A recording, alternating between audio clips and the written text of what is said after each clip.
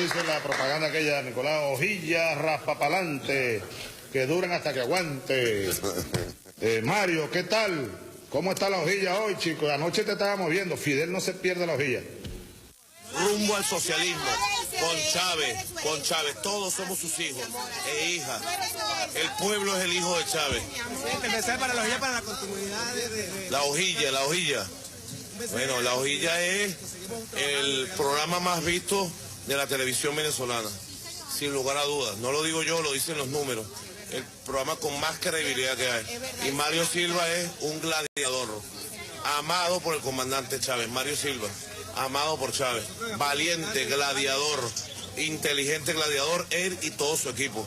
Así que honor a Mario Silva y a su programa La Hojilla, que en vida del comandante Chávez en este planeta, digamos, en vida terrenal, bueno, lo defendió con todo, pues, con todo, con los codos, con las uñas, con la verdad, con todo siempre lo defendió. Gracias, Mario Silva, gracias, hermano. Sí. Prepárense.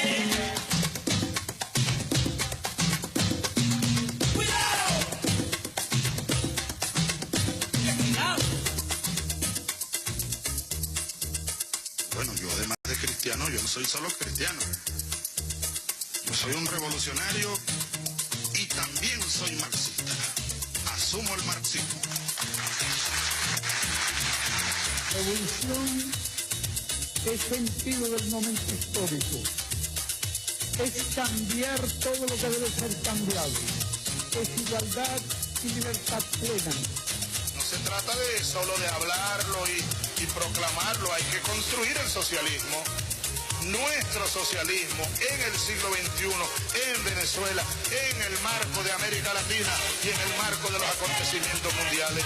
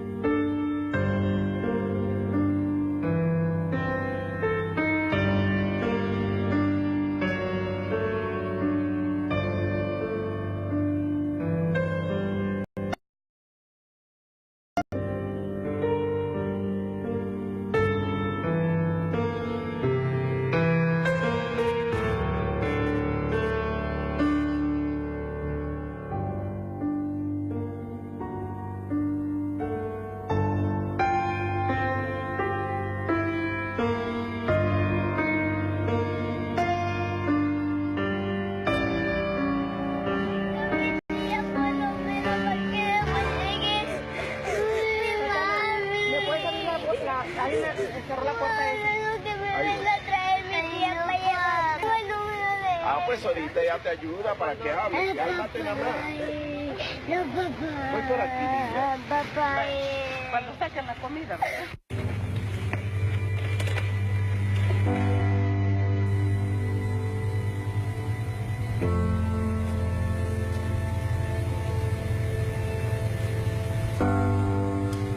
Are you alone? See? Do you understand what these proceedings here in court are all about? You You know what a lawyer is? No? Do you have a lawyer? No?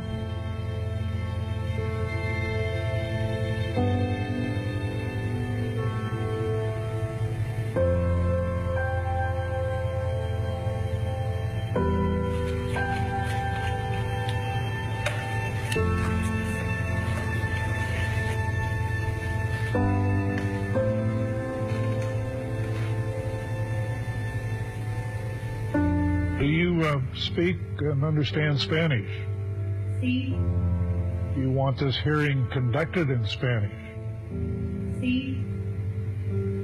Government charges that you're a native and citizen of El Salvador and that you are present in the United States without legal permission or parole. Have you talked to an immigration attorney? No sé. Do you have an attorney?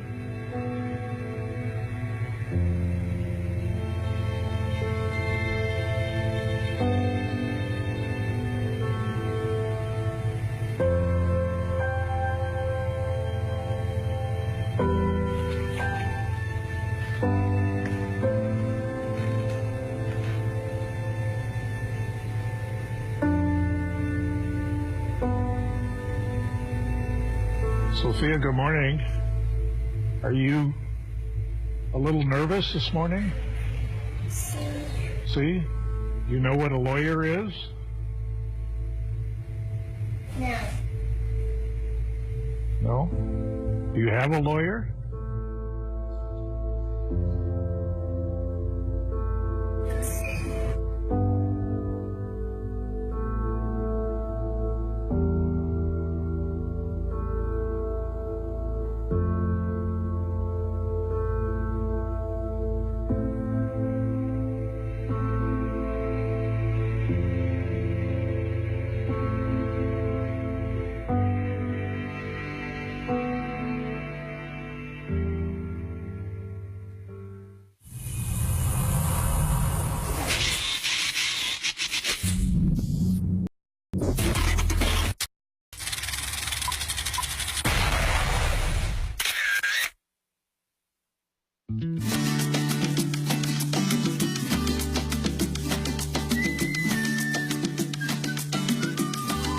Si esto no me enciende, quiere decir que todavía no se entiende.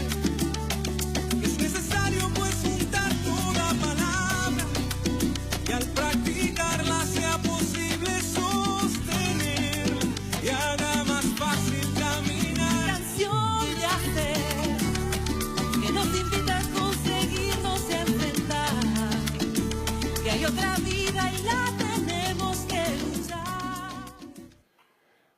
Buenas noches, ¿cómo están todos? Bienvenidos a La Villa. Vamos a hacer un ejercicio hoy en Twitter. El ejercicio es una pregunta, responderla. Una pregunta, ¿le parece que esto es legal? Que un Estado aplaste los derechos de un niño. Y que ese Estado, por ser el más poderoso del mundo, no firme los tratados internacionales de protección al niño. Esa es la pregunta. Vamos a hacer el ejercicio en Twitter, a toda la gente de Twitter. Invito a la tropa, invito a todos los tuiteros a hacer ese ejercicio. Una reflexión. ¿Es legal aplastar los derechos de un niño? De la forma en que lo hace los Estados Unidos. Usar y abusar de la ley. Yo quiero hacer extensivo el clic que acaba de sacar por segunda vez. Larisa toca el tema del lawfare, que según la página de traducción Google dice tarifa de ley. Lawfare. Un mecanismo que ha sido, está aplicándolo últimamente el gobierno norteamericano para aplastar sobre todo aquellos gobiernos que se les ocurrió, se les pasó por la cabeza ser libres. en el caso de Argentina hay una persecución judicial en contra de Cristina Fernández. En Brasil, imagínense, peor todavía, porque en Brasil llega un juez y dice que Lula sale libre, entonces llega un fiscal y dice que no. Peor todavía, hay unas contradicciones terribles allí mismo en el Estado judicial brasileño. La persecución que tuvieron muchísimos de los que se les ocurrió, pues se les pasó por la cabeza, se les pasó en un momento por la cabeza ser libre. Lo que le pasa a Correa ahora mismo. Y lo peor de todo es que en estos tiempos difíciles veamos cómo una persona que, a mi juicio, no solamente fue comprada hace bastante tiempo por la CIA, por cierto, que no dice mi nombre, declara públicamente, pero no dice mi nombre, un señor escatológico en la noche. ¿Tú sabes qué recuerdo? Que tenemos que recuperar la canción del Señor de la Noche para comenzar de nuevo el programa con el Señor de la Noche. A Luis Ortega Díaz, que por cierto está siendo protegida por un gobierno, está siendo protegida por un gobierno de narcos. ¿Verdad, Luisa? Y a quienes tratan de aprovechar esto para tratar de buscar divisiones internas, ¿no? Y salen corriendo cuando, por ejemplo, aparece Pedro Carreño y da unas declaraciones que son de defensa nacional. Nosotros tenemos un ejército, tenemos una Fuerza Armada Nacional Bolivariana. No hay por qué alarmarse. Nosotros vivimos agredidos prácticamente por el gobierno colombiano. La consiguieron, súbele.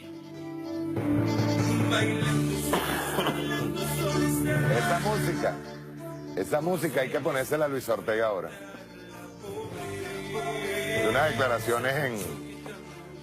Dio unas declaraciones en Colombia. En Colombia, por supuesto, está protegida por el gobierno narcotraficante. Esta.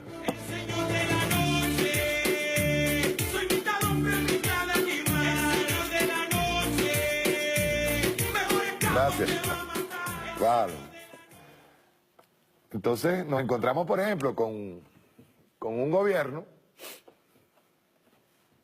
que es particularmente asesino con los líderes sociales, es particularmente asesino con los campesinos, con los desplazados, que por eso nosotros tenemos casi que un 20% de nuestra población es colombiana, y un gobierno que es asesino, que lleva más de 365 muertos, ya no se sabe cómo sacar la cuenta, asesinados, líderes sociales, y todavía se le ocurre hablar de que nosotros somos aquí asesinos y todo esto.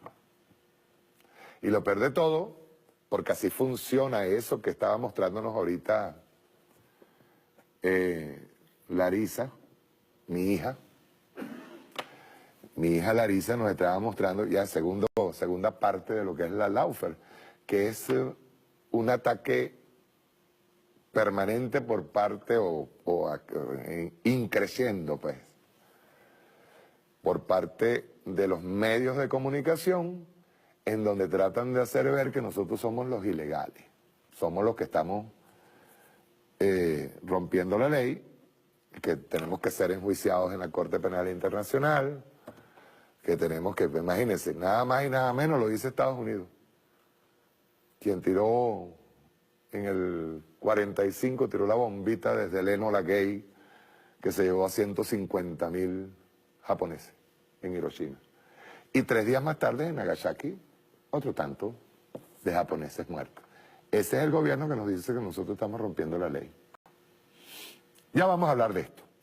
Ponme a tiro, por favor, el de Plan Laufer. Yo voy a tratar de explicarlo de una manera más coloquial. Yo le decía ahorita a mi hija Larisa, le decía, hija, voy a tratar de ser un poquito más coloquial, menos científico, pero voy a aprovechar un video que ella lo tenía atrás en el monitor y que es bien interesante que la gente lo escuche, lo vea.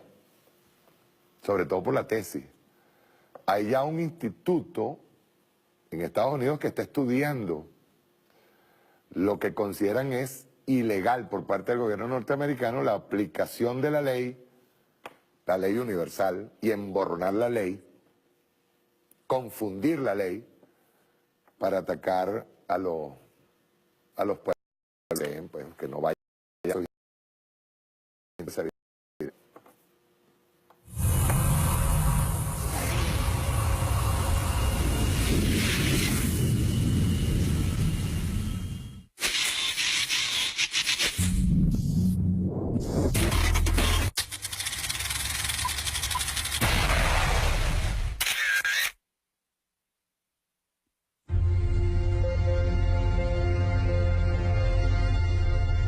Iugoslávia, anos 1940.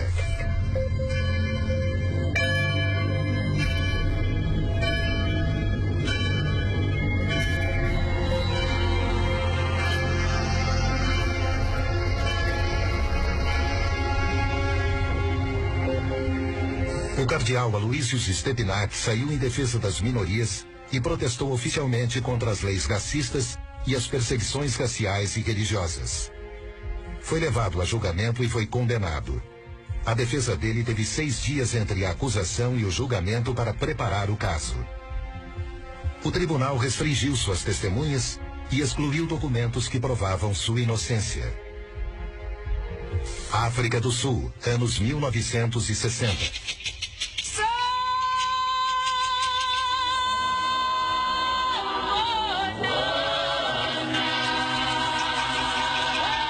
One of the mistakes which some political analysts make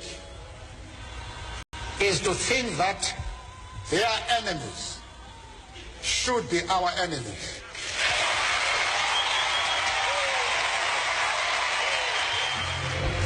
Nelson Mandela, líder do movimento contra o apartheid, regime que segregava os negros no país, foi eleito inimigo pelo governo branco. Em 1964, ele foi condenado à prisão perpétua por defender os direitos políticos e civis da população negra. Ele passou 27 anos na prisão. Após uma intensa pressão internacional, ele foi libertado em 1990. Brasil, anos 2000. Ao me eleger presidente da República, o Brasil deixou claro que havia decidido trilhar um novo caminho. Um caminho em que a distribuição de renda é fator decisivo de um novo tipo de desenvolvimento, mais inclusivo, mais humano, mais sustentado e duradouro. O ex-presidente Lula é vítima de um ato ilegal coletivo para desacreditá-lo e afastá-lo da vida pública. Para impedir que Lula seja eleito sem que ele tenha cometido qualquer crime. Essa é a luta travada por alguns juízes, procuradores da República e grande parte da mídia no país. Essas 3 histórias têm um ponto em comum: o lawfare. O termo lawfare foi criado em 2001 pelo major-general da Marinha Americana Charles Dunlap e desde então tem sido estudado em importantes universidades como Harvard, por exemplo. O lawfare é uma arma poderosa para combater inimigos políticos que combina ações aparentemente legítimas e ampla cobertura da imprensa. A ideia é constranger o inimigo até que ele se torne extremamente vulnerável a infundadas acusações. Uma vez enfraquecidos, eles perdem todo o apoio popular e qualquer poder de reação. Com o objetivo de arruinar alguém, o lawfare usa as seguintes estratégias: o abuso das leis vigentes para deslegitimar e prejudicar a imagem pública do adversário.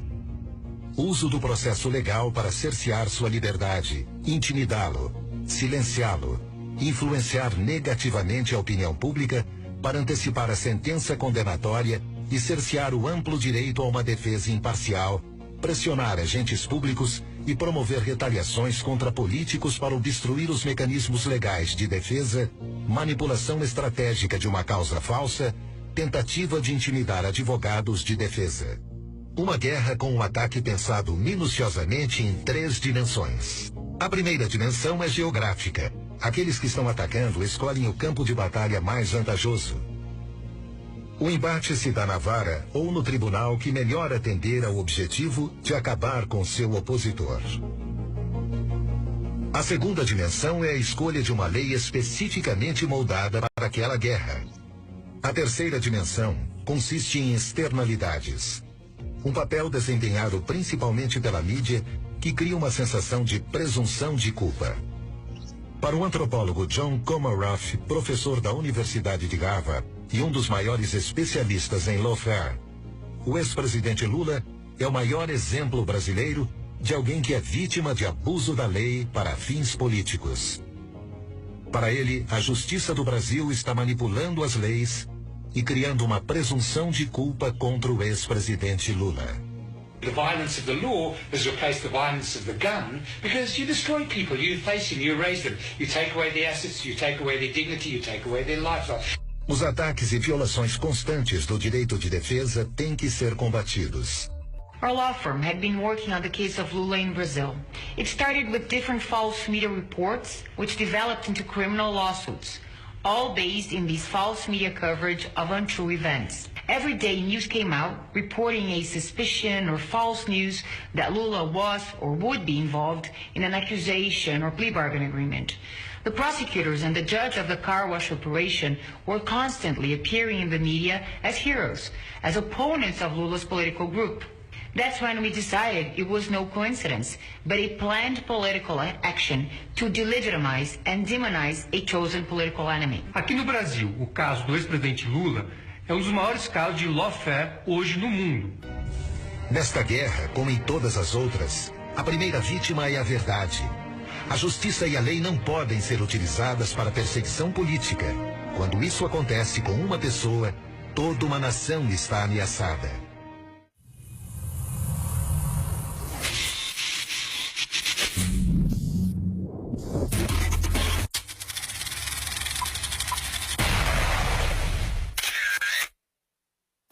A ver, veamos cómo nosotros podemos explicar esto que acabamos de ver, pero aquí en Venezuela.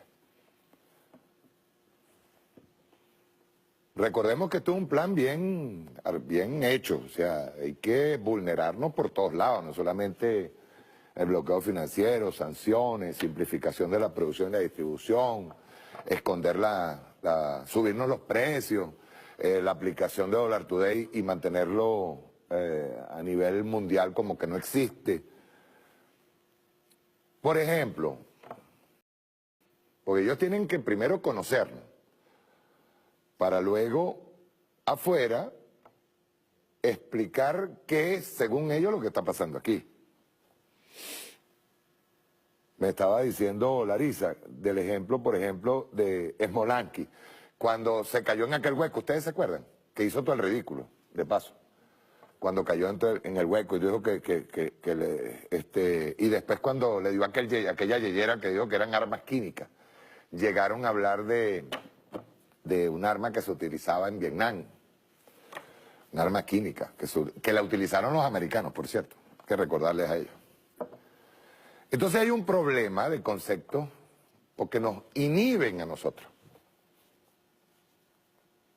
Nos trancan, porque nosotros queremos, en nuestra ingenuidad socialista, y sabiendo que tenemos un Estado-nación, que tenemos una libre determinación de los pueblos, elegimos nuestro sistema de gobierno, tenemos unas leyes que se ajustan a los parámetros mundiales de respeto a los derechos humanos. Y cuando salen los cruzados estos, los que salen ¿se acuerdan de aquellos escudos que salían a la calle a destrozar, a matar gente?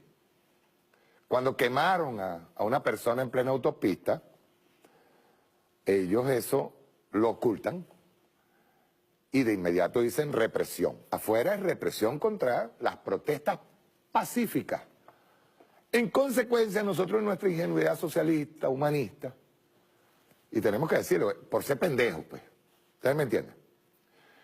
Le dijimos a los piquetes de la Guardia Nacional Bolivariana, señores de los piquetes, no pueden utilizar la escopeta con bala de goma. No pueden. Cosa que utilizada en todas partes en el mundo para contener este tipo de anarquía, y sobre todo cuando es una anarquía planificada para derrocar un gobierno. Ay, nosotros salimos de pendejo y le dimos a la Guardia Nacional, salimos de pendejo, lo digo así, lo resalto. Salimos de pendejo y le dimos a la Guardia Nacional, no pueden usar escopeta. ¿Por qué? Porque la imagen del Guardia Nacional usando la escopeta de perdigones, ¿verdad? Esa imagen afuera, incluyendo que ponían otras imágenes de Egipto y de otras cosas, nos decían al final, desde allá afuera, que nosotros éramos una dictadura que estamos reprimiendo a los pobres niños. Es una forma de manejarnos la ley. Nos ablandan. Nosotros tenemos que aplicar la ley. Ah, cuando el presidente Nicolás Maduro comenzó a aplicar la ley duro, ¿verdad? Salieron por allá, entonces, bueno, llegaron a comparar a Leopoldo López con Mandela. Él mismo creo que se llegó a comparar con Mandela. Yo me imagino que él yo lo imagino a él así como, tú sabes cómo tenían antes los capitanes y los capitanes que enviaba el Imperio Español para acá, tenían un sitio reservado para rezar, para pedirle a la Santa Virgen que los ayudara a matar indios al otro día.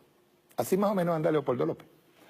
En nombre de la Santísima Virgen y Dios bendito, y Jesucristo su Señor. Eso nos vulnera. Por ejemplo, que salgan y nombren un Tribunal Supremo de Justicia írrito, ilegítimo, y que dicho sea de paso se instale en Colombia, se instalen en Miami. Y salga el estúpido este de Colombia, porque es idiota, este es más idiota que Santos. Y quiero explicar algo, este es más idiota que Santos y es más peligroso. Porque su papá Uribe le está dando nalgadita y le está diciendo apúrese. Sale este idiota y dice, nos vamos a salir de Mercosur.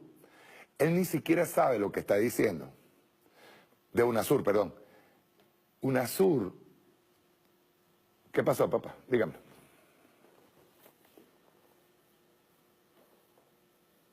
Ajá. UNASUR, si supiera este idiota que tenemos aquí al lado en Colombia, como presidente del recién electo, si supieran ellos que UNASUR nos sirvió de muchísimo a los países latinoamericanos, porque por primera vez se estaban uniendo todas las identidades latinoamericanas como una patria grande, lo que soñó Bolívar. Y lo que Bolívar denuncia en Panamá, de lo que significaba el imperio en contra de Latinoamérica, se estuvo cumpliendo durante tanto tiempo. Y este señor que está aquí al lado, que es descendiente de la oligarquía y de las colonias españolas, ¿verdad? Se le ocurre decir que hay que salirse de UNASUR, pues que hay que desmembrar UNASUR. Y sale corriendo, esto está nuevecito, esto está fresquito, esto que ustedes van a ver aquí. Por eso es que yo te digo, veamos bien qué es la ley. Santos pide a Trump que le solicite a Putin, vean esto, el arrastrado de Santos le pide a Donald Trump, a su papá putativo, o sea, el bastardo pidiéndole al papá putativo, que le solicite a Putin que deje de apoyar al gobierno de Venezuela. Ya está listo. Y llega Donald Trump y dice, escucha bien, esto fue un Twitter, aquí está, mira, ¿eh? Para contribuir a la solución de la crisis en Venezuela, le pido al presidente Trump que le solicite a Putin dejar de apoyar al régimen de Maduro.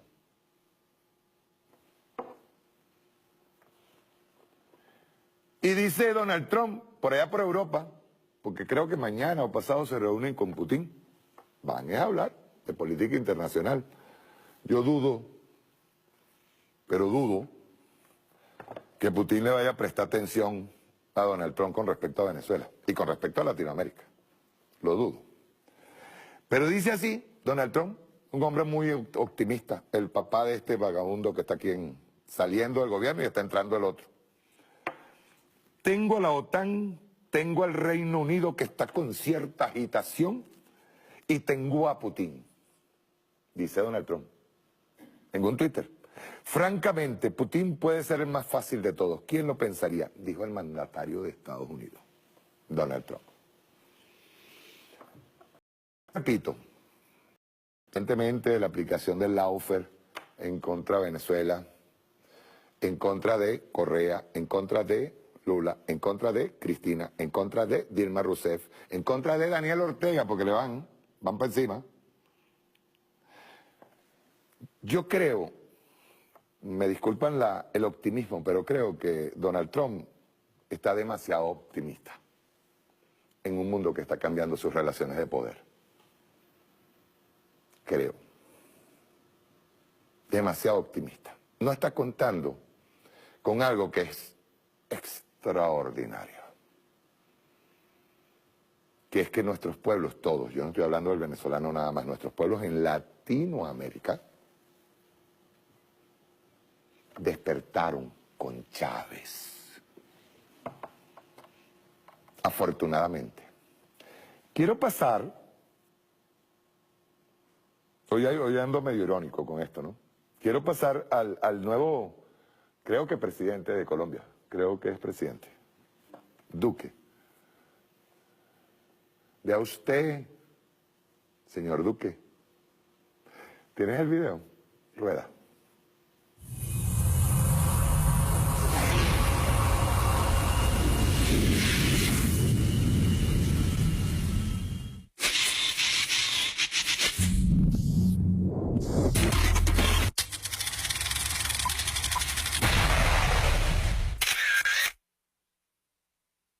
En Venezuela hay una dictadura oprobiosa, un sátrapa que se ha dedicado a destruir las libertades individuales, a perseguir la oposición, a acabar con la iniciativa privada, a callar la prensa, y eso pues obviamente es lamentable. Entonces, lo primero es que nosotros no podemos seguir teniendo un discurso indiferente frente a esa dictadura, como el que ha tenido la actual administración durante tantos años, y yo voy a ser muy claro, voy a promover el retiro de Colombia de UNASUR.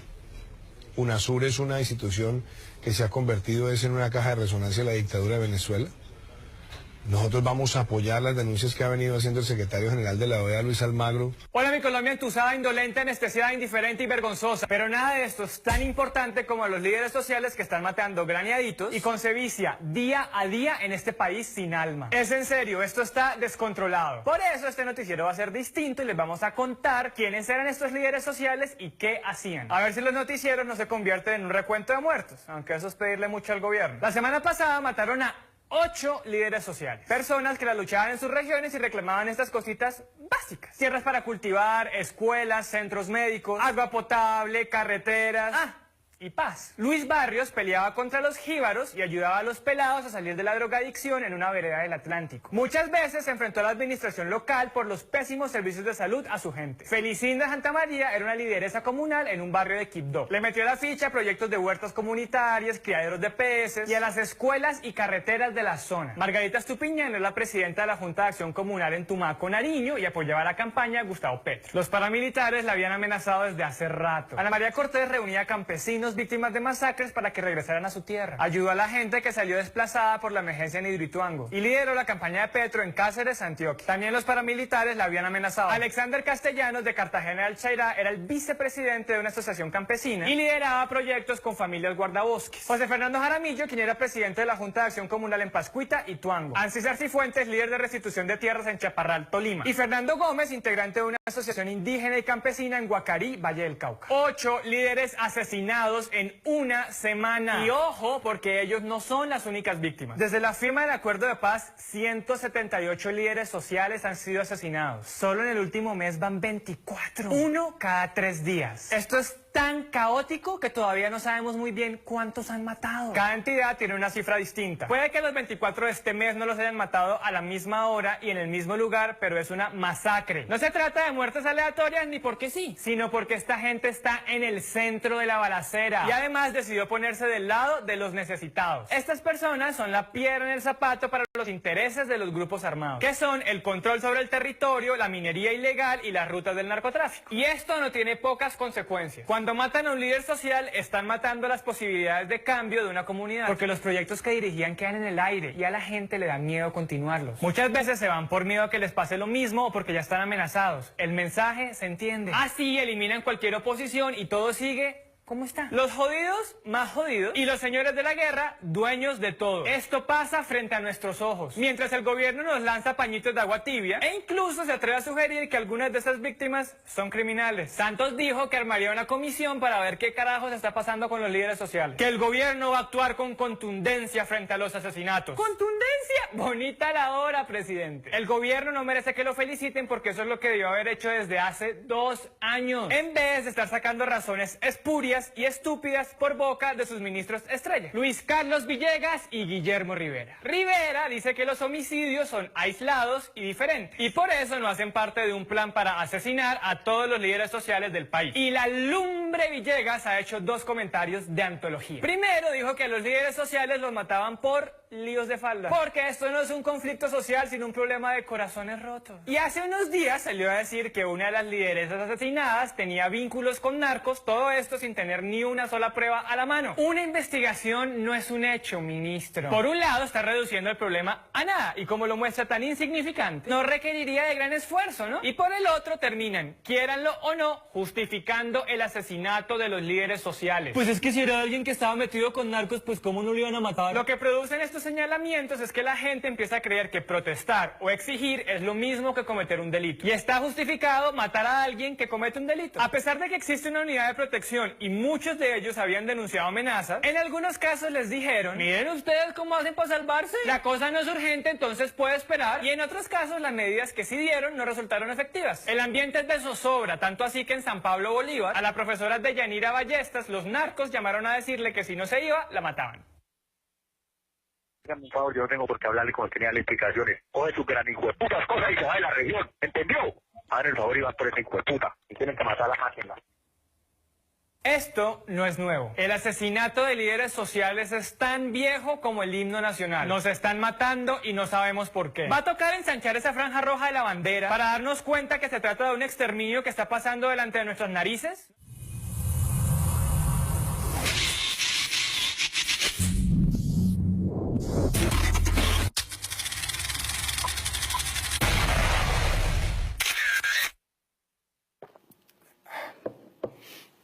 Lo que acaba de decir ese muchachito, que dicho sea de paso, no es de izquierda. Son gente en Colombia que quiere un cambio para Colombia. Dice, esto no es nuevo. Más de 300 líderes sociales muertos, asesinados.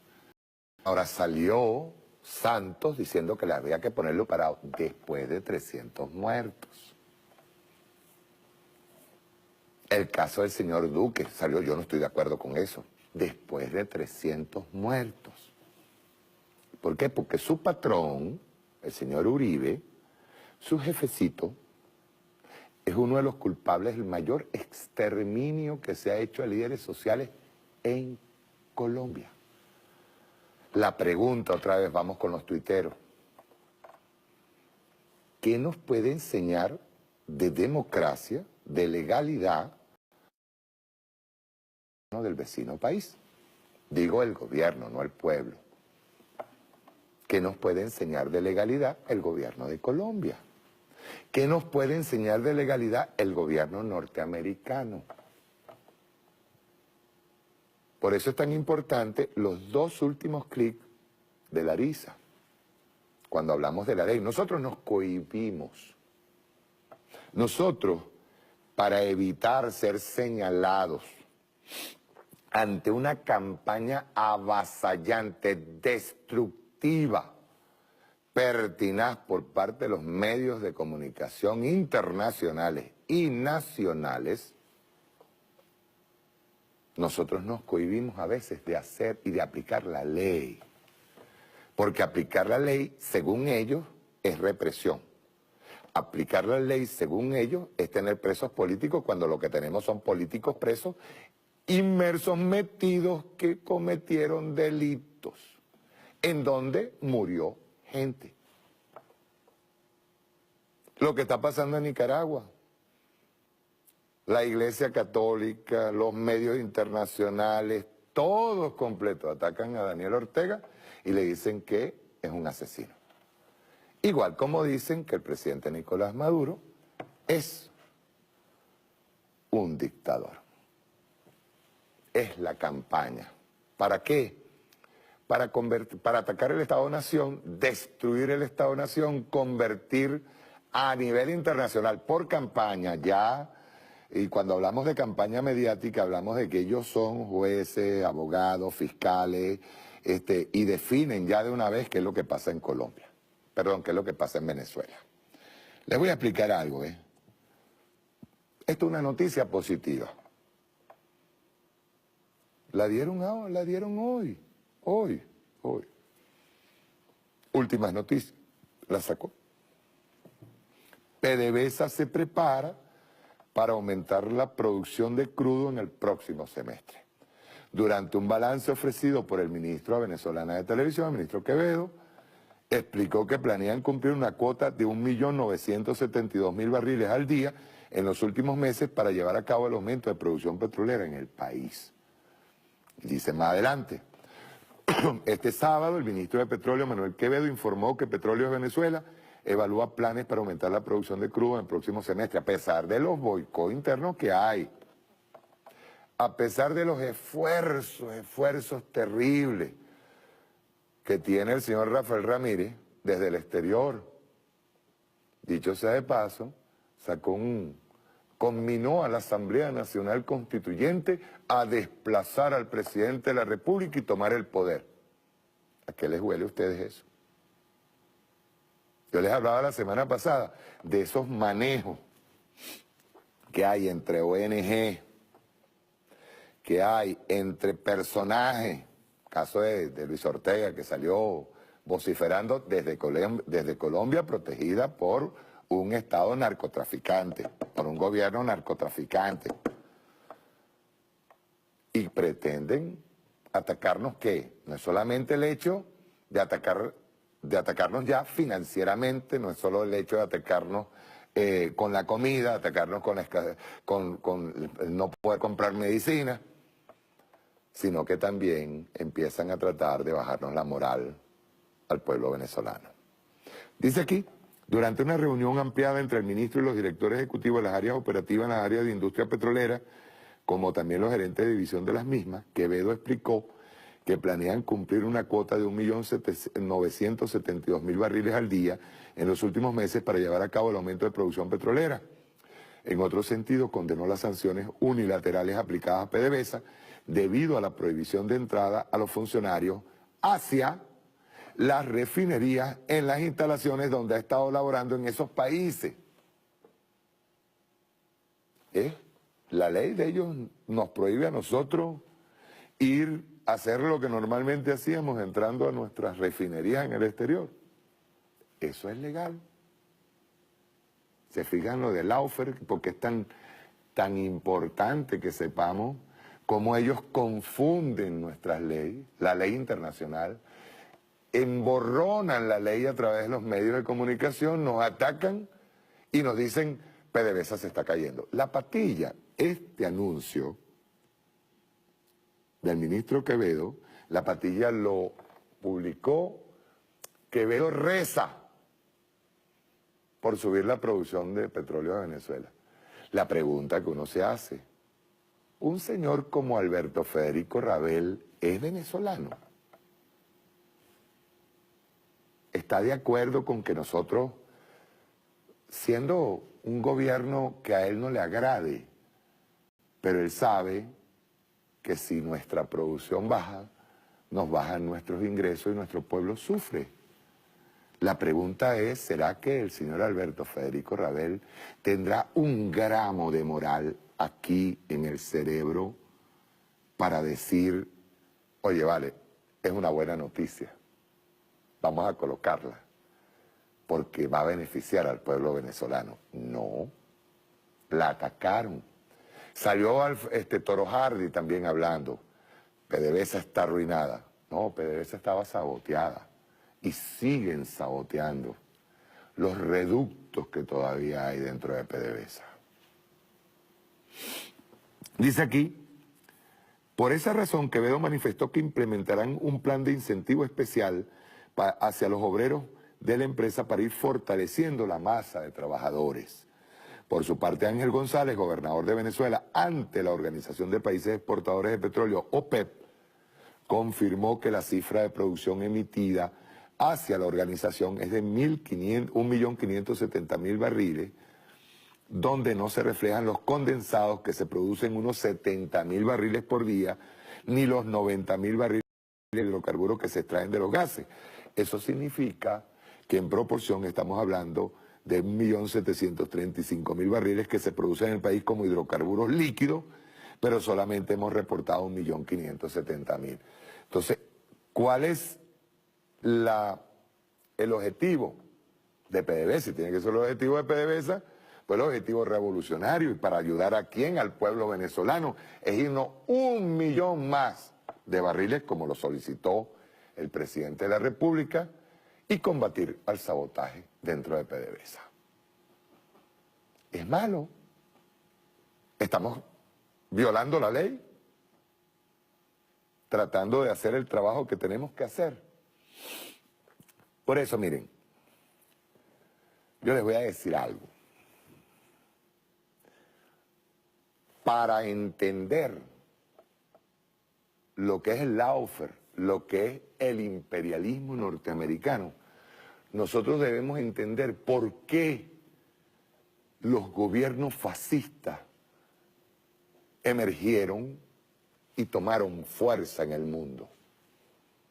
Y cómo hay gobiernos fascistas como el de Colombia que se mantienen vivos a través de ¿qué? De la represión a su pueblo, a través del exterminio, a través de los desplazados. Es decir, cómo esos gobiernos insurgen y por qué están allí todavía. Les voy a pasar lo que les prometí. Una parte nada más, por favor, préstenle total atención para que veamos quién es la mano que mece la cuna detrás, o lo que es el poder de facto, detrás de personajes como Mussolini o como Hitler. Esos personajes no emergieron solos. Un personaje como Donald Trump, el inefable, no emerge solo. Eso es mentira, que llegaste, construiste una figura política y emerge solo. Eso es mentira. Detrás del fascismo hay un poder. Es el video, el de fascismo INC. Detrás del fascismo están los enormes capitales que Chávez combatió, enormes capitales que esta revolución combatió. Por ahí hubo una opinión un tanto, yo no diría que peligrosa, sino desesperada. La opinión fue así, no voy a ahondar sobre eso, pero sí voy a dar una respuesta rápida. La opinión fue, según tengo entendido, que los que estamos en contra del levantamiento del control de cambio, o los que estamos a favor del control de cambio, tenemos negocios. ¡Oh! ¡Qué horror! Eso quiere decir que el comandante Chávez, que fue el que en el año 2003 puso el control de cambio para evitar la fuga de divisas, ¿será que el comandante Chávez tenía negocios? O, por ejemplo, el presidente Nicolás Maduro, que ha mantenido el control de cambio, quiere decir que el presidente Nicolás Maduro tiene negocios con el control de cambio. Cosa extraña, ¿verdad? Lo peor de todo es que esa especie Rueda, de quien tuvo la oportunidad de decirnos a todos los venezolanos quién había reventado en Cadivi y en Sencoex. Es bien extraño que ahora nos digan que nosotros estamos haciendo negocio porque creemos que el control de cambio es necesario para evitar la fuga de divisas. Vamos a ver fascismo y INC, por favor, préstenle mucha atención quiénes están detrás de estos personajes nefastos de la historia. Rueda.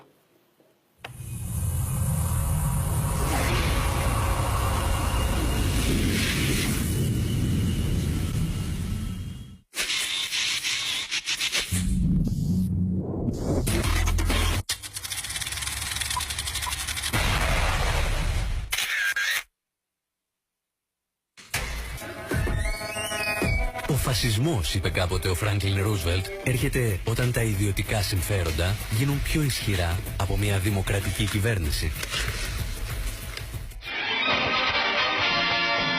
When Washington, recovering from the staggering blow of Pearl Harbor, realized how effective had been the long-established espionage machines of Germany and Japan, from the White House came orders that the United States, too, must have eyes and ears within enemy countries. Immediately, the nation commenced, for the first time in its history, to recruit a secret intelligence corps.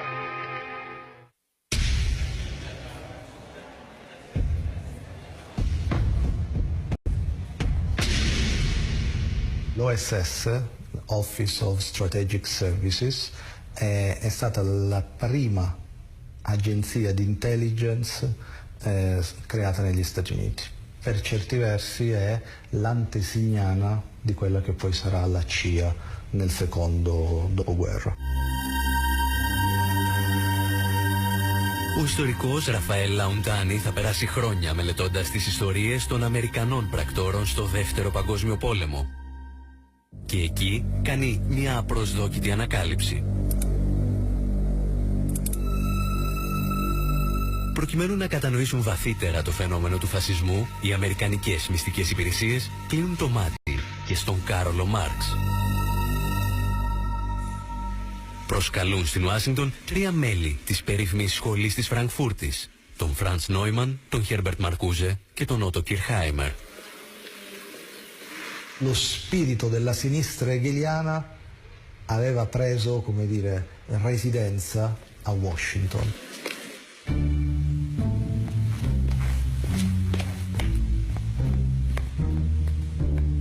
Però quando noi pensiamo a delle spie, no? Noi pensiamo a questa figura avventurosa che va sul campo e si nasconde e poi passa delle informazioni segrete. Lì bisogna invece pensare a un contesto molto più simile al contesto accademico.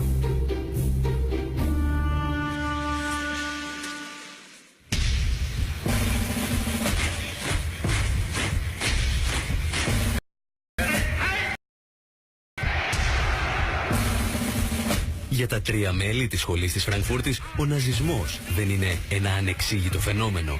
Είναι σάρκα από τη σάρκα του κυρίαρχου οικονομικού συστήματος. Il nazismo rappresenta il modo con cui la Germania entra pienamente dentro la modernità, cioè dentro il capitalismo. Όταν η έκβαση του πολέμου έχει πλέον κρυφεί και η Ουάσιγκτον ετοιμάζεται να οικοδομήσει την επόμενη ημέρα στην Ευρώπη, το OSS ρωτά τους 3 αναλυτές πώς θα πρέπει να αντιμετωπίσει αυτούς που χρηματοδότησαν τον ναζισμό. Ci sono riferimenti a una lunga lista preparata in modo particolare da Marcuse di criminali economici di guerra, cioè di un gruppo di industriali tedeschi che dal loro punto di vista andavano processati come criminali di guerra al pari dei gerarchi nazisti.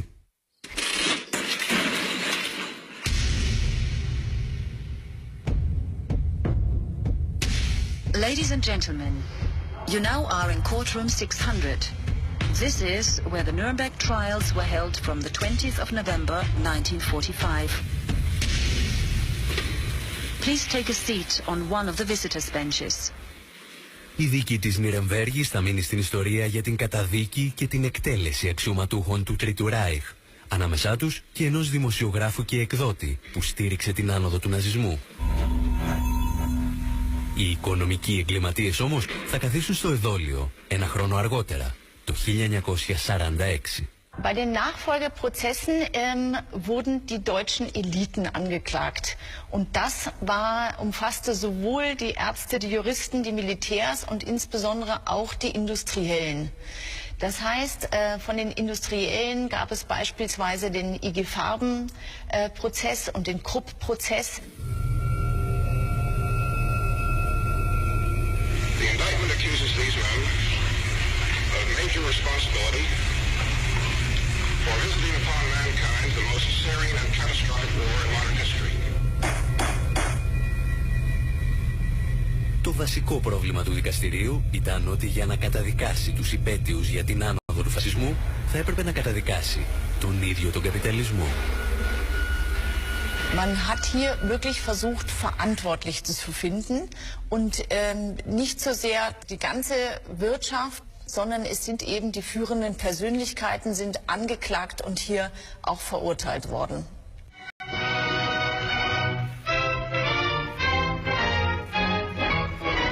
John McCloy, der künftige amerikanische Hohe Kommissar für Deutschland, traf in Berlin ein. Μετά τον πόλεμο, η Ουάσιγκτον τοποθετεί ως ανώτατο επίτροπο της Γερμανίας τον τραπεζίτη Τζον Μακλόι, παλιό γνώριμο του Χίτλερ και πρώην δικηγόρο της IG Farben, της εταιρείας που κατασκεύαζε τα χημικά των θαλάμων αερίων, πριν διασπαστεί στην Bayer, την Agfa και την BASF. Και ο Μακλόι αρχίζει να απελευθερώνει τους βιομήχανους που υποστήριξαν τον Χίτλερ. Krupp bekam eine Haftstrafe, die waren relativ milde und man muss sagen, dass alle Angeklagten ab 1951 eigentlich wieder freikamen.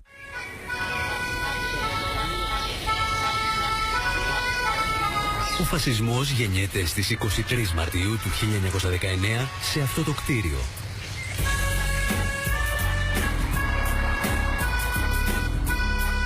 Το σύνδεσμο Ιταλών βιομηχάνων στο Μιλάνο. Ο Μουσολίνι υπόσχεται να κηρύξει τον πόλεμο στον σοσιαλισμό, στους εργαζόμενους και στους μικρούς αγρότες.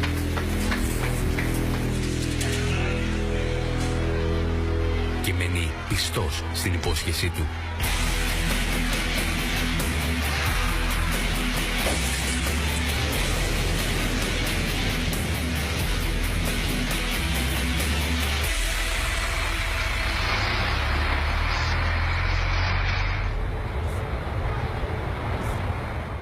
Τα τάγματα εφόδου που ελέγχει, οι μελανοχύτωνες, χρηματοδοτούνται απευθείας από βιομήχανους και μεγαλογεωκτήμονες. Χτυπούν τις απεργίες και τις καταλήψεις σε εργοστάσια όπως αυτό της Αλφα Ρωμαίο. Και οι ιδιοκτήτες αυτών των εργοστασίων δεν θα ξεχάσουν ποτέ το χρέος τους.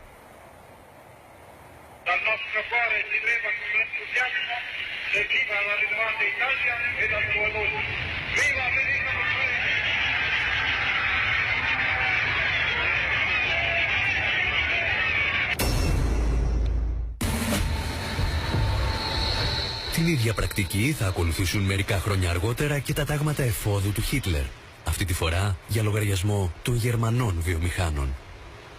Sofern die Profite sozusagen gesichert werden können, ist ihnen jede Regierung recht. Aber das Angebot der politischen Macht, was Hitler unterbreitete, war sozusagen die radikale Vernichtung der Arbeiterorganisationen.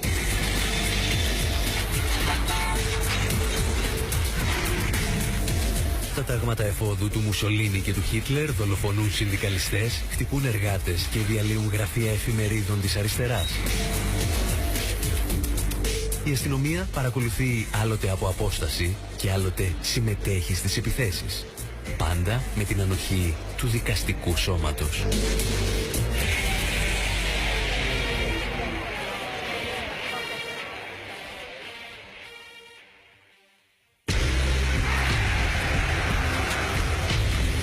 Ο φασισμός και ο ναζισμός προσφέρουν τον παράδεισο που ονειρεύονται οι μεγάλες βιομηχανίες και οι τράπεζες σε συνθήκες δικτατορίας. Η δημοκρατία όμως δεν πεθαίνει στα χέρια του Μουσολίνι και του Χίτλερ. Πολύ πριν έρθουν αυτοί στην εξουσία, ήταν κλινικά νεκροί. Demokratie kommt von Demos und Kratos. Demos, das ist ein Teil des Volkes, also in Athen nach dem Stadtbezirk, und Kratos ist die Herrschaft. Heißt also Volksherrschaft. Aber das Volk hat nie geherrscht. Auch nicht in der Weimarer Republik. Προκειμένου να νομιμοποιήσει την παρουσία του Μουσολίνι και του Χίτλερ, το πολιτικό κατεστημένο τους τοποθετεί αρχικά σε μεγάλους κυβερνητικούς συνασπισμούς. Η αριστερά της εποχής παρουσιάζεται σαν τρομοκρατική οργάνωση που θα φέρει την καταστροφή. Ένας πολύ βολικός μύθος, τον οποίο θα χρησιμοποιήσει ο Χίτλερ για να αναρριχηθεί στην εξουσία. 3 χρόνια πριν από την άνοδό του στην εξουσία, η Γερμανία βρίσκεται σε διαρκή κατάσταση έκτακτης ανάγκης. Η κατάσταση έκτακτης ανάγκης επιτρέπει το ψαλίδισμα μισθών, συντάξεων και επιδομάτων. Οι απεργίες κρίνονται συχνά παράνομες, ενώ επιβάλλονται περιορισμοί στις συγκεντρώσεις των πολιτών. Το οικονομικό κατεστημένο όμως δεν ικανοποιείται ούτε με αυτά τα μέτρα.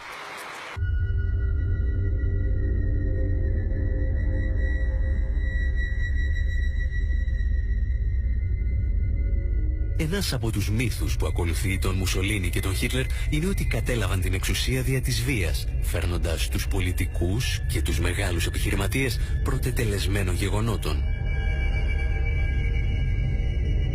Στην πραγματικότητα παραβίαζαν απλώς ανοιχτές θύρες.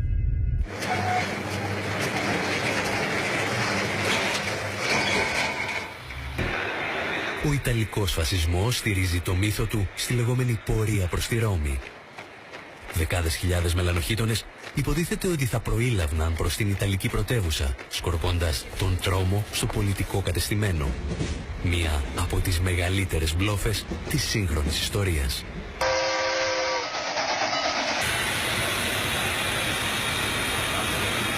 Ο μόνος μελανοχίτονας που φτάνει στην ώρα του στη Ρώμη είναι ο ίδιος ο Μουσολίνι. Αγοράζει ένα εισιτήριο πρώτης θέσης από το Μιλάνο και σε κάθε στάση φωτογραφίζεται με οπαδούς του που υποτίθεται ότι περπατούν μαζί του. Όταν φτάνει στην Ιταλική πρωτεύουσα, ο βασιλιάς Βιτόριο Εμμανουέλε του παραδίδει τα κλειδιά της εξουσίας. Γιατί αυτό είχαν συμφωνήσει οι βιομήχανοι της Βόρειας Ιταλίας. Ο Χίτλερ νομίζει ότι μπορεί να πραγματοποιήσει τη δική του πορεία προς το Βερολίνο το 1923 με το λεγόμενο πραξικόπημα της μπειραρίας στο Μόναχο.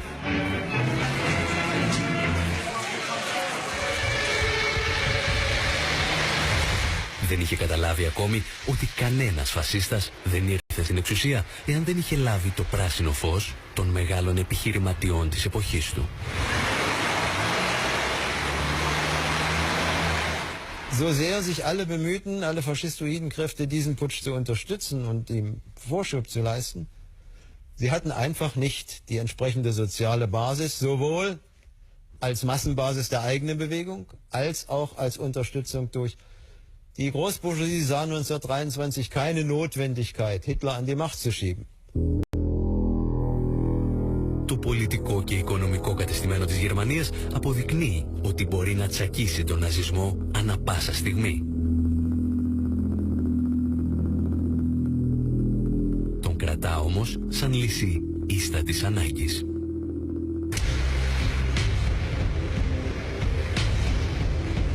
Ο Χίτλερ μαθαίνει από το πάθημά του. Μία δεκαετία αργότερα, μιλώντας στη λέσχη Γερμανών βιομηχάνων του Ντίσελντορφ, υπόσχεται και αυτός έναν παράδεισο για τις μεγάλες βιομηχανίες και μία κόλαση για τους εργαζόμενους.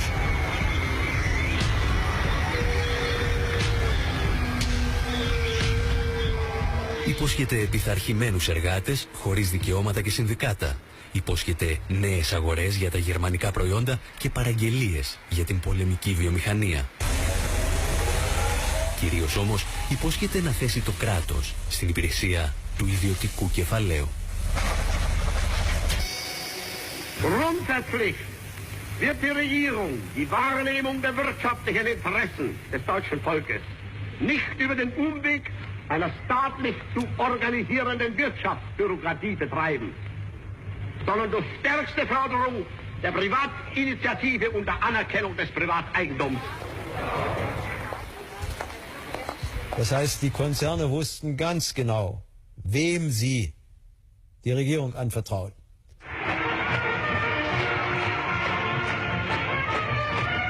Για τους μεγαλογεωκτήμονες και τη βαριά βιομηχανία της Ιταλίας και της Γερμανίας, ο Μουσολίνι και ο Χίτλερ δεν αποτελούν την καλύτερη δυνατή λύση. Το καπιταλιστικό σύστημα όμως βρίσκεται αντιμέτωπο με την μεγαλύτερη κρίση της ιστορίας του και το παραδοσιακό πολιτικό κατεστημένο δεν μπορεί πλέον να προστατέψει τα συμφέροντά του. Es blieb nur eines übrig, man brauchte eine möglichst erfolgreiche Massenbewegung von rechts, um die Massenbewegungen von links bekämpfen zu können. Vielleicht wird man so der Ihnen sein, der es mir nicht verzeihen kann, dass ich die marxistische Partei vernichtete. Aber mein Freund, ich habe die anderen genauso vernichtet.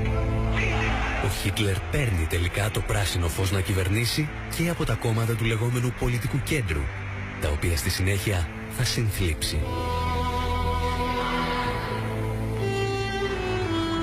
Am 20. Februar trifft er sich mit Spitzen der deutschen Großindustrie, der Großagrarier und vor allen Dingen der Banken. Und er sagt ihnen, was Sache ist.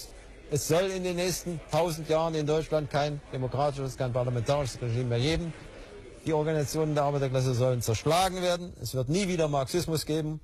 Und anschließend bittet der Herr Bankier Schacht zur Kasse. Der Vorsitzende des damaligen Reichsverbandes, hieß noch nicht Bundesverband, sondern Reichsverband der deutschen Industrie, das war Herr Krupp von Bohlen und Halbach, vertrat die Industrie, Herr Schacht vertrat die Banken und sie einigten sich darauf.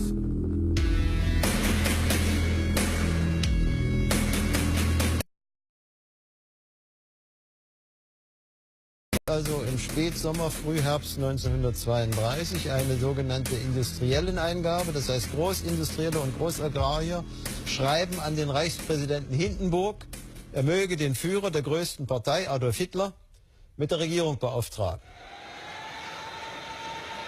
Thyssen unterstützte die NSDAP, Hitler und Göring persönlich mit erheblichen Geldbeträgen. Das Ganze hatte zum Teil etwas merkwürdige Formen angenommen. Zum Beispiel war es so, dass Hermann Göring Bargeld abholte, gelegentlich in den Casinos der thyssenschen schwerindustriellen Werke. Da wurde im Koffer Bargeld übergeben. Andere haben auch gespendet, auch die IG Farben. Es gab sozusagen einen nicht versiegenden, manchmal größeren, manchmal geringfügigeren, aber doch kontinuierlichen Strom seit 1930 in die Kassen der NSDAP.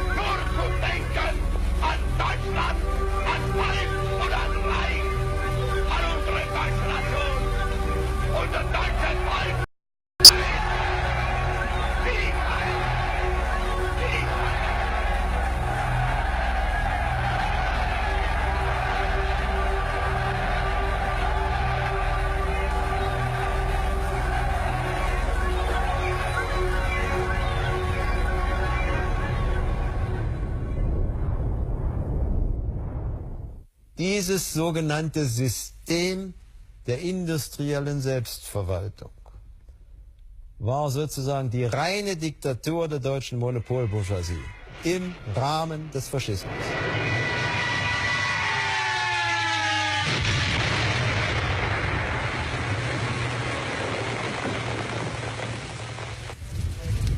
Έκτοτε κάθε ενέργεια του ναζιστικού κράτους εξυπηρετεί συγκεκριμένα οικονομικά και πολιτικά συμφέροντα. Ακόμη και οι διώξεις των Εβραίων.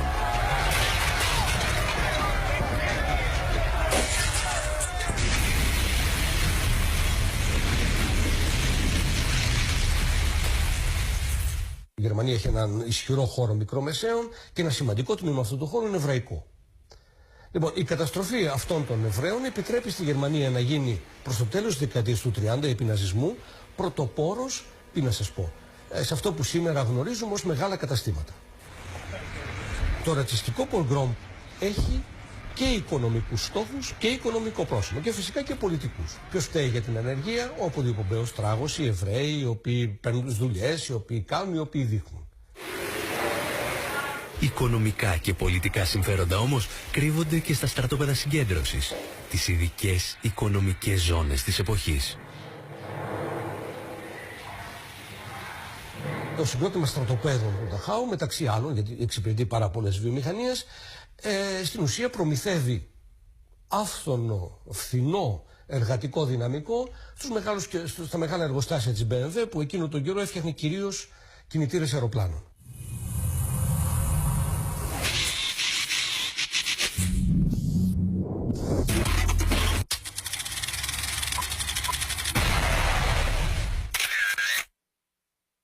Una pregunta, también para el Twitter. Si en el juicio de Nuremberg, si se llevó a juicio a todos los responsables, luego que Hitler se suicida con Eva Braun y todo esto, llevaron a todos los responsables a juicio, ¿por qué se salvaron los industriales? ¿Por qué? ¿Por qué no tocaron, por ejemplo, o lo soltaron rápidamente? En el 51 lo soltaron. Al dueño de la Bayer, que era la que hacía el gas para meter en las cámaras de gas los judíos. Coño, esta mosca es fija para el programa. Ayer la estaba viendo en su conducta. ¿Verdad? Y pareciera que es escuálida, pues entra a tratar de molestar. El dueño de la Bayer, el que hacía el gas para matar a los judíos, el tipo lo suelta en el 51. El que hacía los motores de Alfa Romeo, el que tenía la fábrica de motores, el industrial, que hacía los motores para los aviones que bombardearon en la Segunda Guerra Mundial para la Alemania nazi, lo soltaron. El dueño de la Siemens, Krug, lo soltaron. Vino un abogado, banquero, llamado, por aquí lo tengo, John McCloy, enviado de alto nivel, enviado a Estados Unidos para salvar a los industriales. Muchos cerebros científicos, los que hicieron la bomba, los que estaban haciendo las bombas, se los llevaron para Estados Unidos, se los repartieron. ¿Por qué? En el juicio de Nuremberg no solamente se estaban enjuiciando a criminales de guerra, no. En el juicio de Nuremberg se estaba enjuiciando al capitalismo. Y el capitalismo tenía que salvarse. Venían del crack del 29, de la depresión, que provocó la bolsa de los banqueros norteamericanos.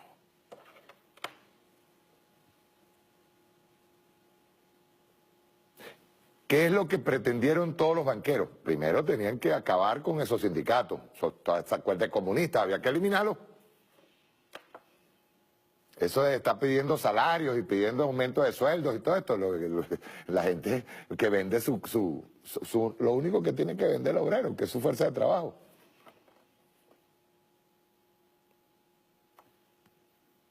¿A quién se estaba enjuiciando en Nuremberg? Se estaba enjuiciando al capitalismo. Y el capitalismo se salva a sí mismo. Rápidamente, vamos a liberar aquí a los banqueros, vamos a liberar, ¿qué tal? No, tranquilo, no se preocupen. Al que hizo el gas para matar a los judíos en las cámaras de gas, lo salvaron. Y después tú veías cómo Israel, el Estado sionista, se convierte de víctima en Estado opresor y comienzan a buscar, incluso aquí en Argentina, llegan a capturar aquí a un criminal de guerra, Eichmann, me acuerdo el nombre. lo agarran en Argentina. Estuvieron buscando en Brasil, en Paraguay, Stroessner, que había ocultado criminales de guerra. Pero nunca se les ocurrió ir a buscar al presidente de la Bayer, que es el que hizo el gas, o al dueño de la Bayer, que es el que hizo el gas para las cámaras de gas que mataron a los judíos. A ese no lo buscaron. ¿Por qué? Porque el capitalismo se reinventa. Chávez se inmola en la revolución, camarada, porque Chávez está, y nosotros estamos peleando contra un monstruo, compadre. No es Donald Trump, es el sistema capitalista. Por eso, yo la semana pasada pasé un video que lo quiero repetir hoy. Chávez radical, la única vía de ir hacia la liberación de los pueblos es ir hacia el socialismo. No trascendiendo a través del capitalismo, no, es trascender al socialismo. El socialismo ha sido ¿qué? Ha sido una forma de gobierno, forma de movimiento social, de movimiento de las bases populares, las masas populares, masas obreras, campesinas, que ha sido constantemente asediado, como estamos siendo asediados nosotros, con todas las molestias que tengamos. ¿Y quieren que les diga algo? Después de estos ataques, como ocurrió con la República de Weimar, como lo que ocurrió con el caso de Argentina, siempre dan paso a regímenes de corte fascista, porque necesitan controlar a la masa, porque si no la masa se les revela. Lo que está pasando en Argentina ahorita, y yo espero que ese pueblo se levante, y se levante en función de que no les terminen digamos, lo poco que se hizo, que lograron hasta liberarse del Fondo Monetario Internacional y los volvieron a clavar. Aquí en Venezuela pretenden, dijo Toro Hardy, que nosotros necesitábamos para recuperar PDVSA unos 100.000 millones de dólares. Lo dijo Hausman. Ahora el tema es, ¿cómo hacemos? Recibimos los 100.000 millones de dólares y ¿tú crees que qué? Estamos endeudando. Si nosotros llegáramos a ir de nuevo al Fondo Monetario, que hay algunos por ahí que coquetean con esa idea, si nos vamos al Fondo Monetario Internacional estamos endeudando, no la vida de nosotros, la vida de nuestros nietos, de la descendencia de nuestro pueblo. El industrial, el capital, por no ponerle factor humano, el capital, camarada, no tiene paz con la miseria, no le interesa si existen sindicatos, si para ellos fuera, todos nosotros seríamos mano de obra barata. Para ellos no hay ideología, no existe la ideología, no existe la humanidad, no existe la solidaridad que pregonaba el comandante Chávez y que es un pregón que viene desde hace muchos años, desde que un señor barbudo por allá en Alemania llamado Carlos Marx se le ocurrió hablar hacer el manifiesto comunista y hablar de socialismo. No se puede coquetear con la derecha, camaradas. Tenemos que generar un movimiento de movimientos con las masas populares. Generar un movimiento que tenga la capacidad de producir, que tenga la capacidad de generar potencia, riqueza a favor del país, a favor del pueblo. No hay otra. No hay coqueteos con más nadie. Para el capitalismo le importan muy poco los muertos que genere. Si no, pregúntenselo a Colombia. Los terratenientes de la burguesía colombiana no solamente han cometido, y ahí sí, delitos de lesa humanidad, genocidio. Matar a 300 y pico de líderes sociales y que salte ahorita Santos o que salte el señor Duque a decir que yo no estoy de acuerdo con eso. Ahora, después de 300 muertos. Eso sin contar todos los muertos que generó el señor Uribe cuando creó sus fuerzas paramilitares, su querido padre. Tengamos bien claro quién es el que maneja el capital. ¿Quiénes son los que se sientan hoy en una mesa y nos dicen, vamos a concretar unas negociaciones aquí, un diálogo para negociar y sacar el país de la crisis que está? No, este país lo saca. Es el pueblo trabajando unido a la revolución y al gobierno revolucionario. El que se quiera acercar tiene que tener muy claro que la revolución es esto, es socialismo. No hay que tenerle más miedo al socialismo. No hay que tenerle miedo al socialismo. Nosotros estamos, y esto fue con Chávez también, estamos en un sistema capitalista. Y hay quien coquetea con ese sistema capitalista y le gusta, tú sabes cómo es, tratar de explicar lo inexplicable y termina diciendo que nosotros, los que creemos en el control de cambio para que no nos quiten, no nos saquen, no nos hagan lo que le hicieron a Chávez, más del 116% después del golpe de Estado y después del paro petrolero, nos sacaron en divisa hasta que Chávez dijo, hasta aquí llegó. Y no que nos vengan a decir que nosotros estamos haciendo negocio. No. Vamos a colocar, y con esto me despido, Chávez radical, socialismo. ¿Lo tiene? Sí. Ready. Chao, nos vemos el próximo martes.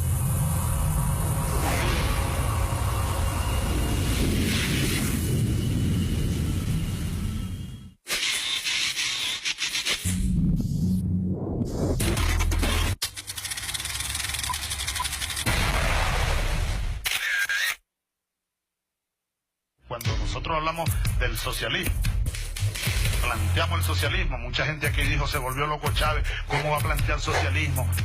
El fin del proceso, la gente se va a asustar, y la oligarquía, bueno, bombardeando. Se le tenía miedo a la palabra porque fue satanizada, pero es parte de la lucha ideológica. Chávez radical. Ustedes no van a creerlo, pero yo, con esta mano, porque soy zurdo, le di al ¿cómo se llama? El martillo ese de Wall Street. ¡Papá! ¿Sí? Me aplaudieron. Yo fui al Fondo Monetario Internacional, de reunión con todos allí. Me estaban coqueteando, pues me estaban enamorando. Otro día fui a la OMC, a la sede de la OMC, pero creo que más nunca, no le quedaron ganas de invitarme más nunca. A mí me invitaron a cena de gala en Nueva York. Recuerdo una vez, una casa muy lujosa, y nos sentamos a comer, y de repente veo al frente mío nada más que a Henry Kissinger. Es decir, este es un proceso que ha venido decantando, un proceso hermosamente dialéctico.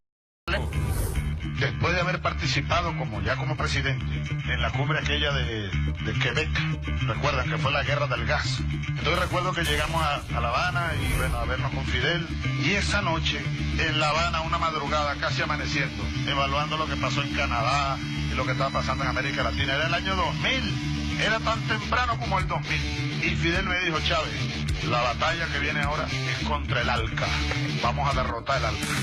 Y yo dije, se volvió loco Fidel. ¿Cómo será que vamos a derrotar al ALCA si yo venía de quedarme solitario allá? El único gobierno que, tímidamente incluso, pero lo hicimos, nos opusimos y levantamos la mano y exigimos que quedara ya, ¿cómo se llama eso? Una reserva. Venezuela hace una reserva a los párrafos tal y cual, donde se acordó que el ALCA debería existir ya para el 1 de enero del año 2005. Aprobó, todos levantaron la mano, a excepción de Venezuela. Bueno, y sin embargo Fidel tuvo razón, comenzó la batalla, derrotamos al ALCA, llegó el 1 de enero del 2005 y el ALCA no apareció por ningún lado. Y no solo no apareció, sino que apareció fue el ALBA, la Alianza Bolivariana. ¡Al carajo!